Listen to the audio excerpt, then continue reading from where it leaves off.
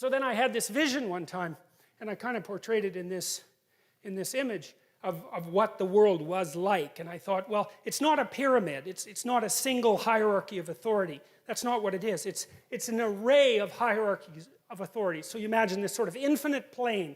And in the infinite plane, there's nothing but pyramids. And inside the pyramids, there are strata of people everywhere, far as you can look. Some of the pyramids are tall. Some of them are short. They overlap. It's endless. The plane is endless. And those are all the positions to which you could rise.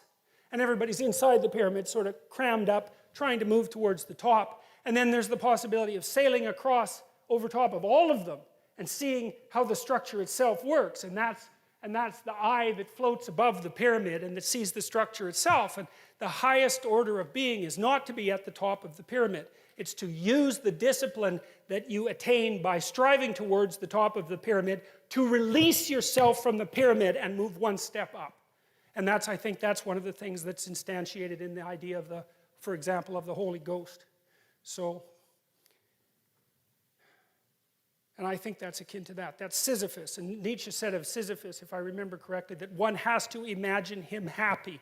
Well, if there's a rock at the bottom of the hill, then you might as well push it up the hill. And if it rolls back down, well, then you've got something else to do, don't you? You can push the damn rock back up the hill. And there's no shortage of rocks to push up the hill, and that's what we're built for anyways. And so let's go out and push some damn boulders up the hill, and then maybe we could have enough self-confidence and enough respect for ourselves that we wouldn't have to turn to hatred and revenge and try to take everything down, because I think that's the alternative.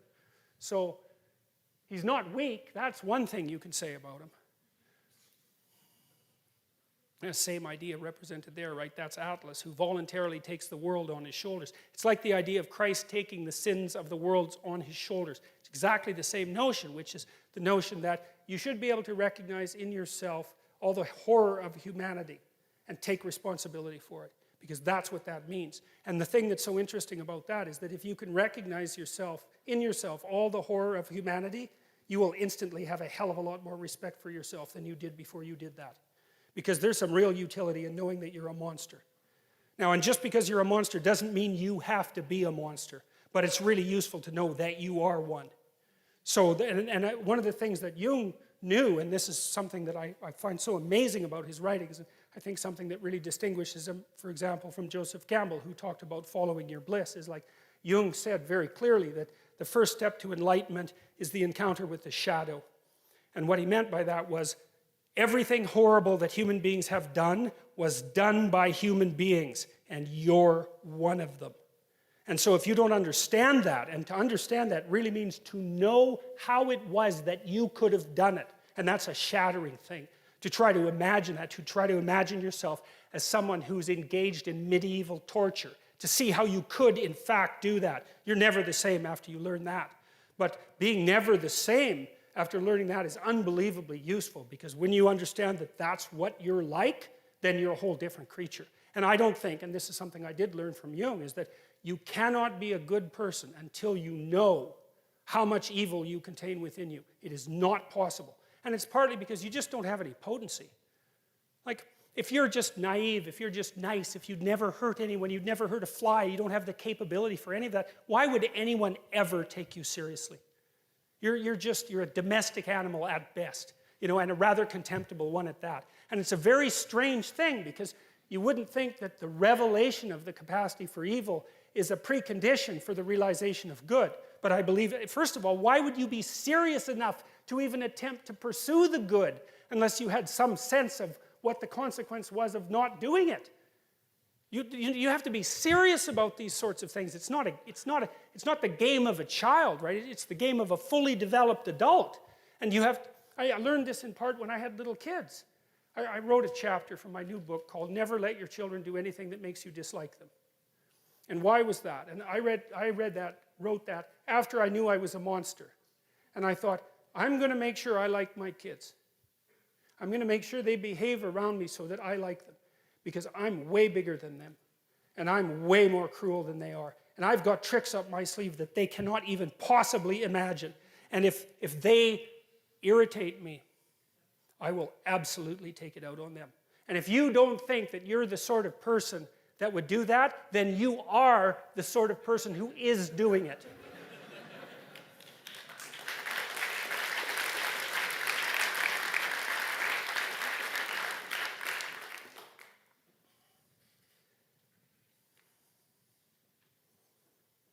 You know, we're not going to get to Adam and Eve, haha.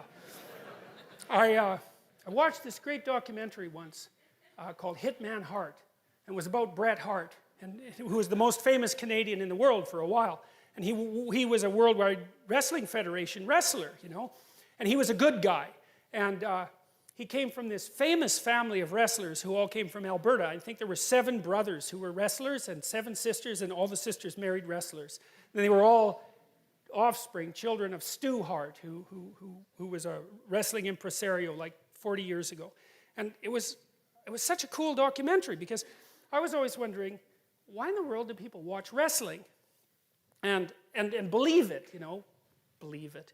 Do you believe movies when you go watch them? It's like, that's a hard question to answer. Well, you're there, you do. And so if you're watching wrestling and you're a wrestling fan, do you believe it?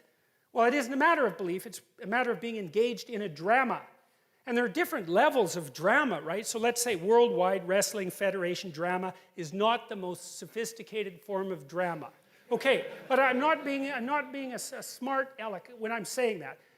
There's drama of different sophistication for different people. And that's also why religious truths exist at multiple levels simultaneously, right? There's got to be something in it for everyone.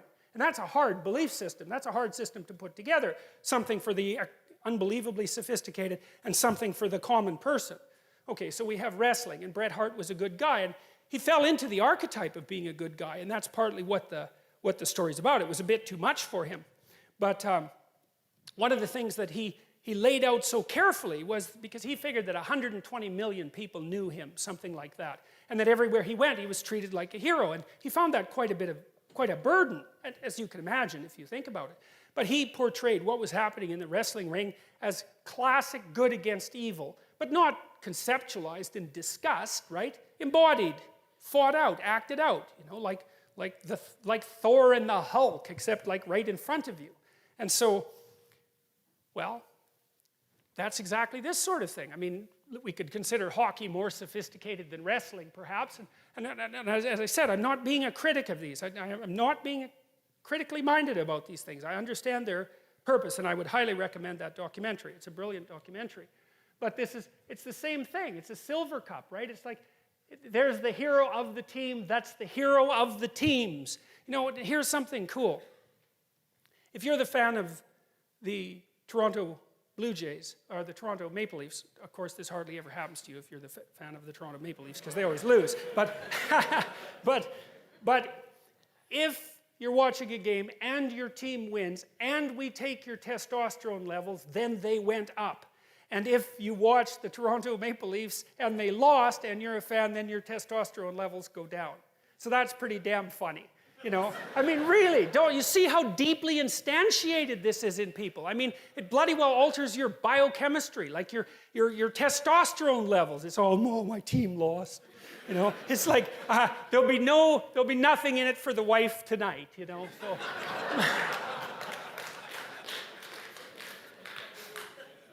Yeah, God.